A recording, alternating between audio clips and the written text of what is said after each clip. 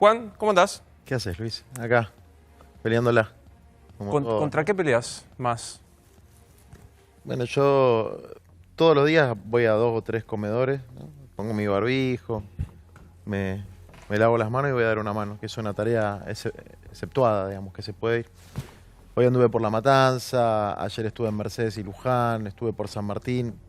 La verdad que los compañeros de los comedores, las organizaciones sociales, los movimientos tienen más o menos entre 10 y 11.000 comedores comunitarios en todo el país, más 4.000 de Cáritas que hay. Y el laburo que hace ese ejército invisible, sobre todo de mujeres, en los barrios populares que no tienen un sueldo, que o lo hacen de corazón o tienen un salario social complementario de 8.500 pesos, sostiene el tejido social en la Argentina, digamos, ¿no? No es el mercado el que te salva, pero tampoco es solamente el Estado. Es el Estado y la organización comunitaria. La escuchaba a Mayra, que está haciendo un laburo muy bueno en Quilmes. Yo todavía no fui a Quilmes, pero me cuentan los compañeros. Y de esos puntos solidarios, la mitad son organizaciones sociales, voluntarios. Es decir, hay algo ahí, hay un sustrato organizativo que se fue construyendo a partir de las crisis sucesivas que tuvo en la Argentina en el 2001, donde nuestro pueblo más pobre aprendió a que nadie se salva solo, ¿no? A salvarse. Solidaridad, ¿viste cuando vos definís la palabra solidaridad, que parece así como de libro? Es esto en todos los días. Por eso me parece que te calentaste mucho la semana pasada. ¿Pasó la calentura? Sí, me parece que no es solo calentura, es... Y yo lo dije, lo habré hecho en tus programas un par de veces, digamos, cuando yo me metí un poquito de costadito en la política partidaria, que no es lo que más me gusta, por una idea, una concepción de lo que estaba pasando en Argentina, la persecución que sufría Cristina. Un poco la condición era sin corrupción. Y cuando hay estos niveles de negligencia, irresponsabilidad o complicidad, yo no lo sé porque no soy juez ni fiscal, en los que un paquete de fideos se compra al doble de lo que vale o una lata de aceite se compra al triple de lo que vale, quiere decir que en los comedores va a haber la mitad de fideos o un tercio del aceite. Está bien, vos no sos ni juez ni fiscal, tengo claro, pero hace años que venís laburando en esto. Desde luego. ¿Te huele más a negligencia o te huele más a corrupción? Las dos cosas.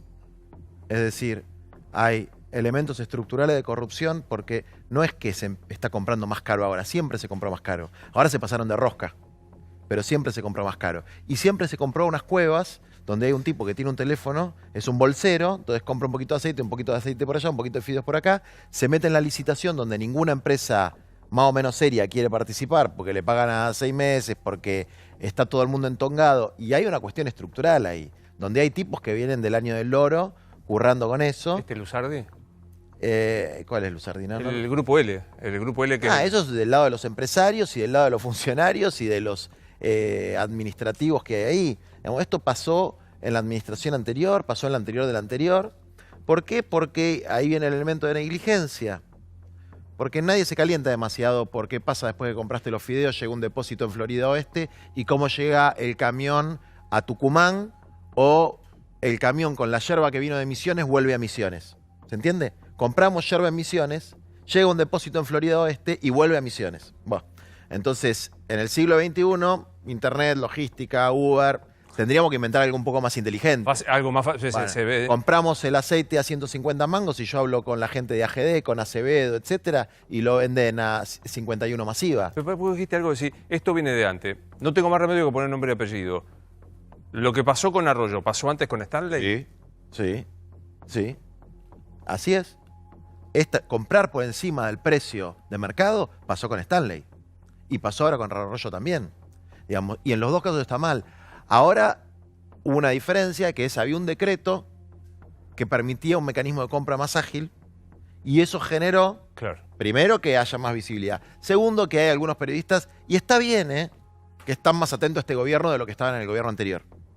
Y yo me alegro, porque yo apoyo a este gobierno y yo quiero que este gobierno no pague un centavo más por los fideos que le llegan a mis compañeros. Y si yo veo que paga un centavo más, voy a salir a decir lo mismo que dije, por los alimentos, por los remedios, por los barbijos, por lo que sea. Me dijeron, no sé si es verdad, que no sé si hablaste derecho con Alberto o se lo hiciste llegar. o purgan esto que fue un choreo de los fideos,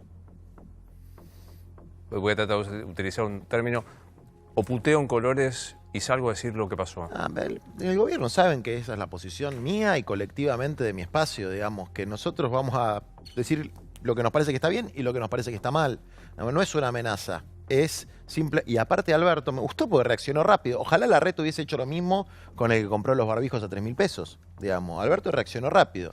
Entonces, yo hay un montón de cosas que veo que están bien y hay algunas cosas que veo que están mal. ¿Qué está mal? No, digo, la cuestión alimentaria no está bien resuelta en todo el territorio nacional. Hay algunos distritos que están mejor y otros distritos que está peor.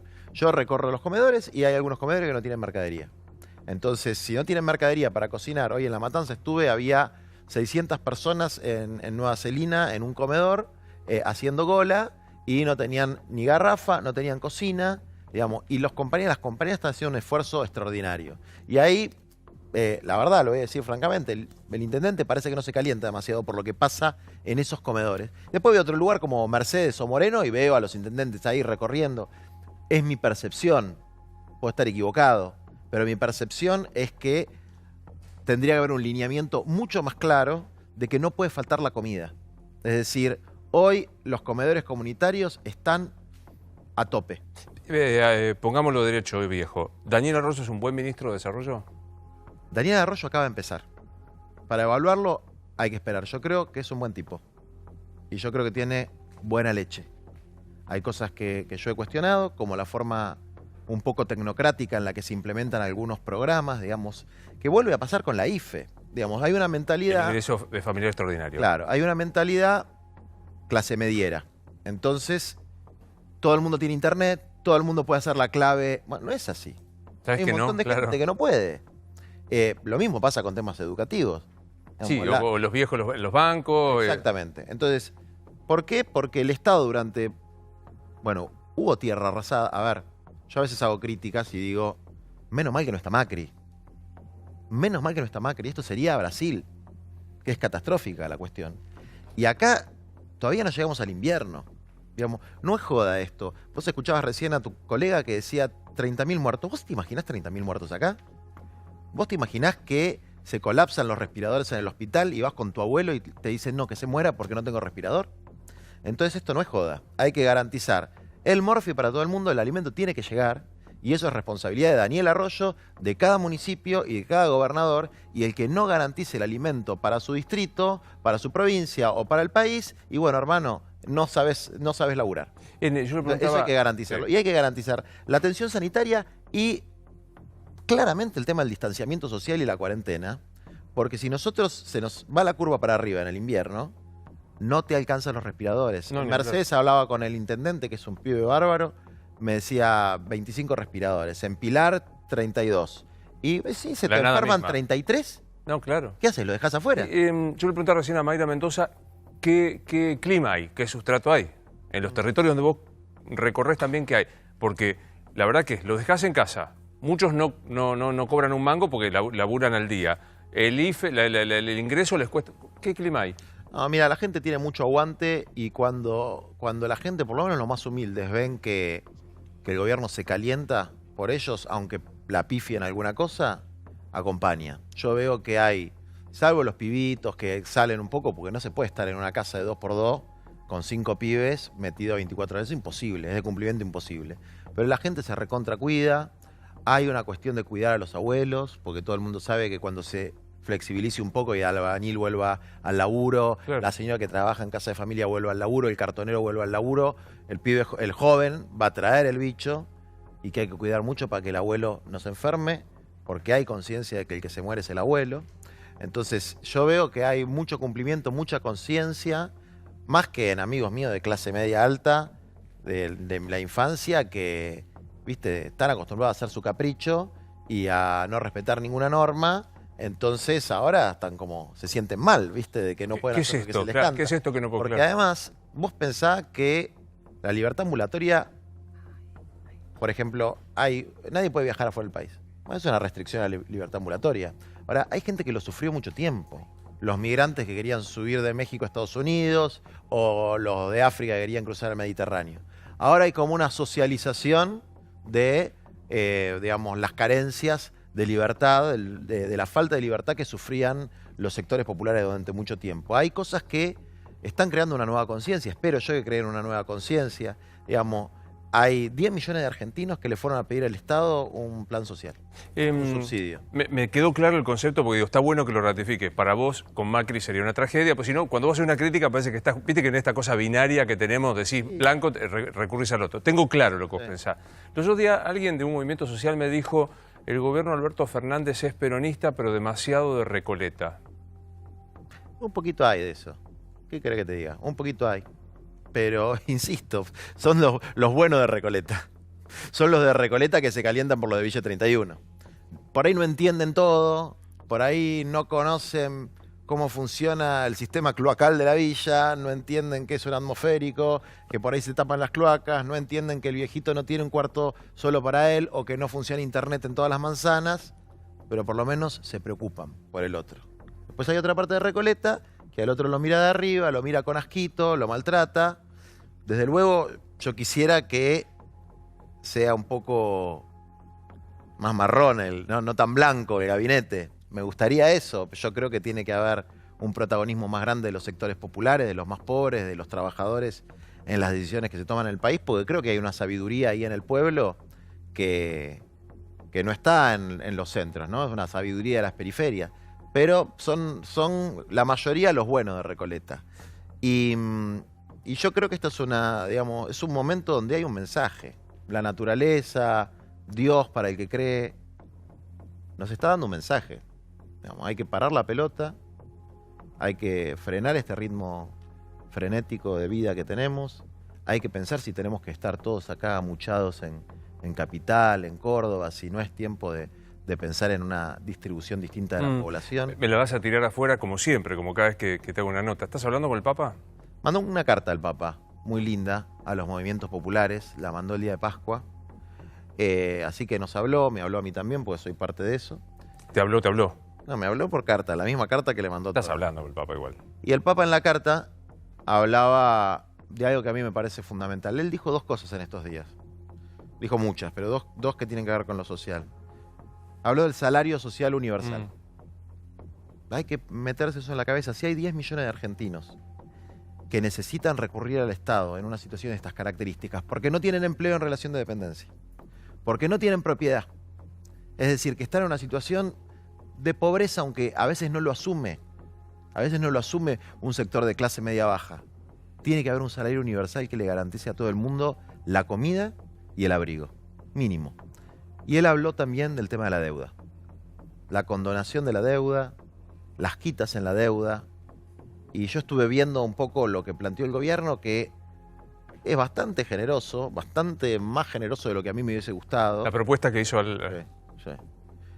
Pero mostraba bastante que la Argentina no puede pagar eso. Y todos los países pobres, los países subdesarrollados, dependientes, como los quiera llamar, bueno, basta, por lo menos por un momento apocalíptico que tenemos, ¿no? De revelación que hay en el mundo, de las injusticias del mundo, del sufrimiento del mundo, de que esto no va más, de que tiene que pasar esto para que aparezca un delfín o un animal que nadie podía ver, que el agua se ponga cristalina, que hay un mensaje ahí que nos están diciendo: paren la mano con tanta ambición, con tanta mezquindad, con tanto egoísmo, con este ritmo frenético de consumismo.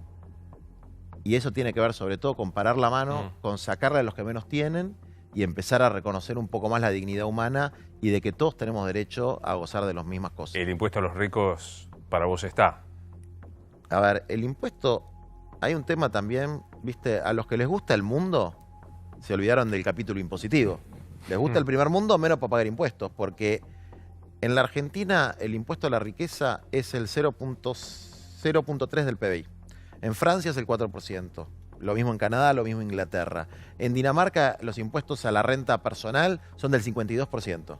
Sí. Acá son menos del 7%. Pero bueno, ahí lo podríamos discutir, pero en Dinamarca yo doy el 52% de mi salario y me atiendo en el mismo lugar que la reina de Dinamarca. Muy bien, eso es lo que tenemos que hacer en la Argentina.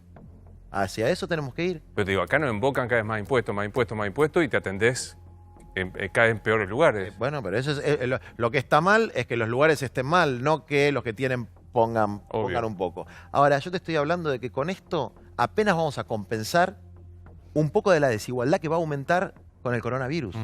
Porque va a aumentar la desigualdad.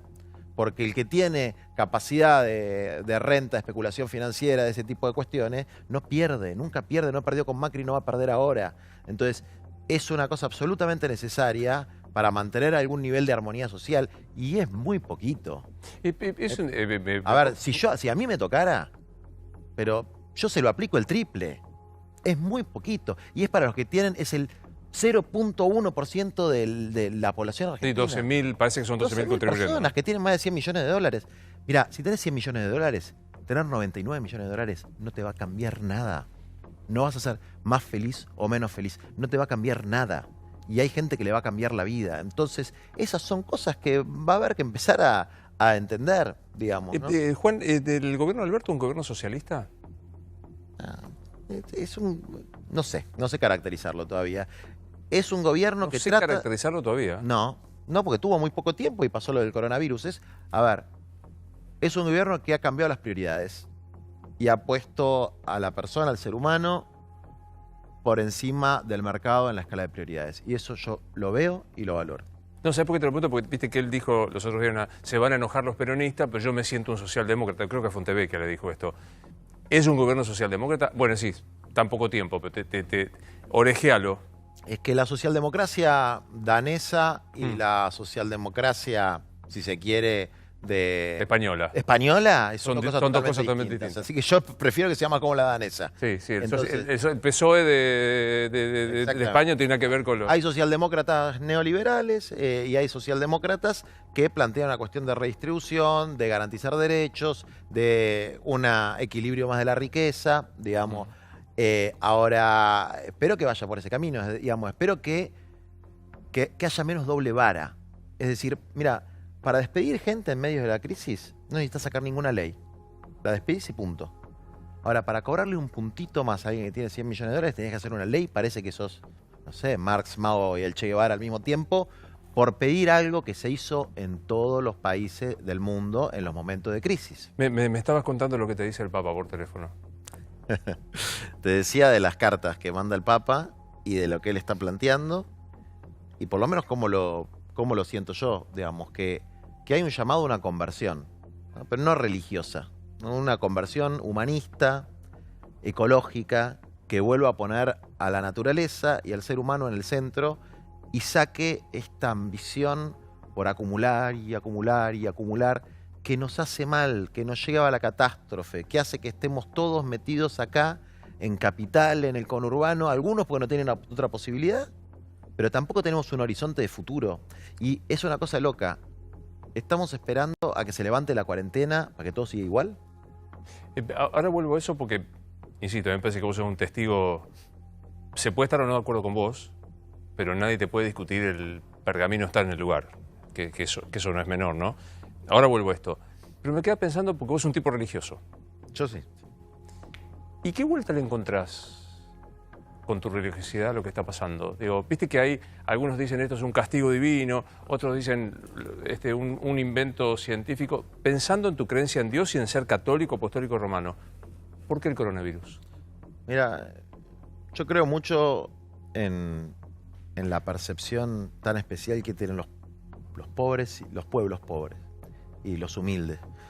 Siempre me acuerdo que cuando en la época de Freud se burlaban de la gente antes de Freud que decía que los sueños tenían un significado. Y eso hacían los intelectuales de esa época. Y después Freud dijo, mira, la gente pobre tenían razón, tienen un significado. Y la gente humilde en los barrios dice, esto tiene un significado. Acá hay un signo de los tiempos, se dice en teología. Bueno, hay que saber interpretar eso y no hace falta ser religioso. Acá hay un signo de los tiempos. Hay que interpretar esto nos tiene que cambiar el corazón. Esto nos tiene que cambiar el corazón. Y después me acuerdo también de otra cosa, que yo también la veo ahora. Dicen que Voltaire, cuando fue el terremoto de Lisboa, que murieron millones de personas, que fue una gran tragedia, empezó a cambiar en su mente esa filosofía muy positivista que era, vivimos en el mejor de los mundos posibles. O sea, este es el mundo posible. No puede haber un mundo mejor que este.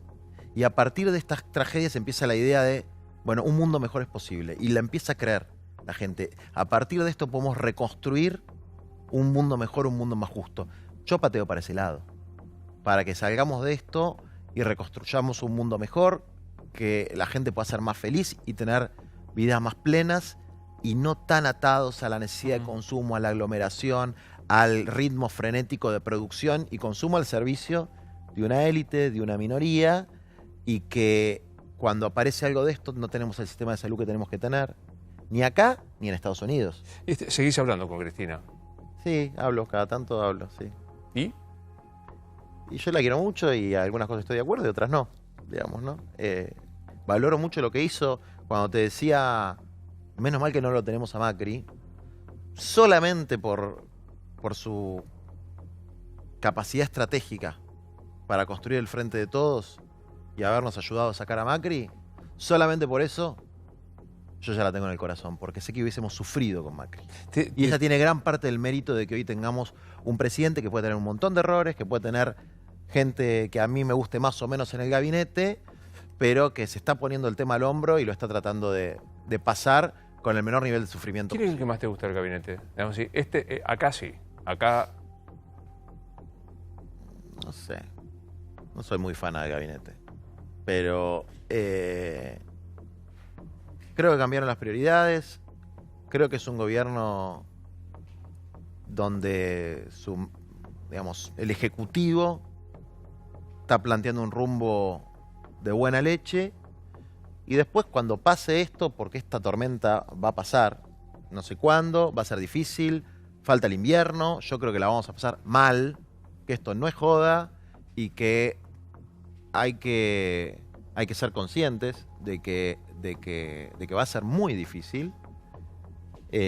Cuando pasemos esto vamos a ver cuál es el proyecto de país que hay atrás, ¿no?, del gobierno, si es un proyecto con tierra, techo y trabajo para todos, si es un proyecto que va a urbanizar las villas, que le va a dar tierra a los que la trabajan, que le va a dar derecho a los trabajadores, que va a generar un salario social universal, que va a garantizar la soberanía nacional, que va a garantizar servicios públicos de calidad para todos, o si va a ser un gobierno de transición que va a acomodar la cosa. O sea, por ahora, en medio de la crisis es asistir la crisis. O sea, todavía no te animás a diagnosticar. ¿Te gusta, Alberto? Sí, me gusta más que cuando Cristina dijo que iba a ser candidato, digamos. No te gustó ni... Y yo me asusté, ¿viste? Después de verlo de Lenín Moreno en Ecuador.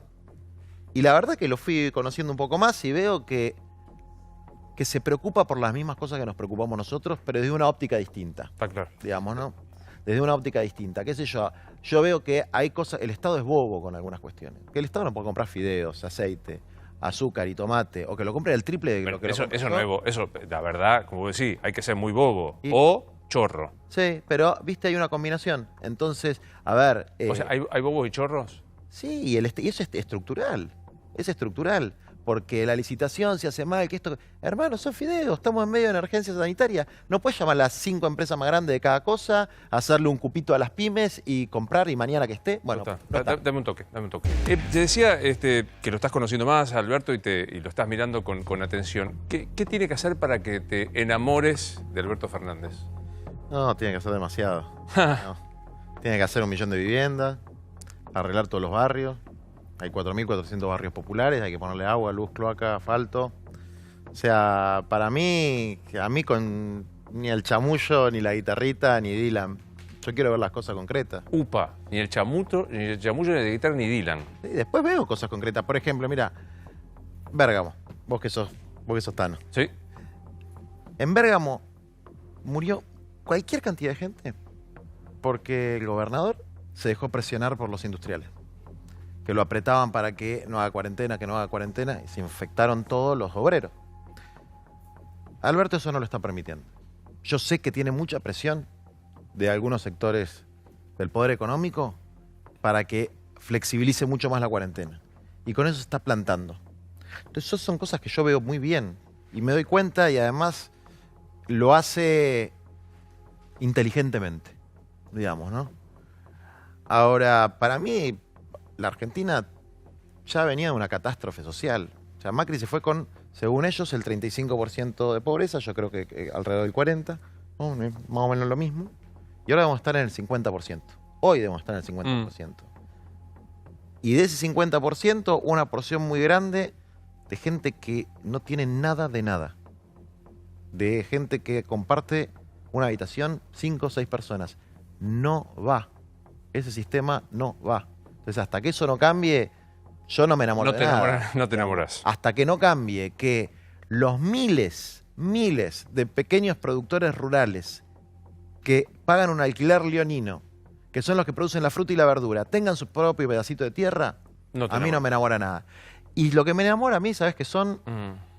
Hoy que estuve en La Matanza, esas 20 mujeres y 5 o 6 pibes que estaban ahí todo el día, desde las 9 de la mañana hasta las 8 cocinándole a sus vecinos. Eso te enamora. A mí me da ganas de llorar cuando veo eso. Y que no se las valora, y que nadie las aplaude a las 9 de la noche, y que a veces hasta tienen que, cuando entregaron el número 600, el tupper 620, y vieron el 621 y no les queda más para darle, mágicamente encuentran un pedazo de pan y le dan. Gracias, Juan. No, gracias a vos.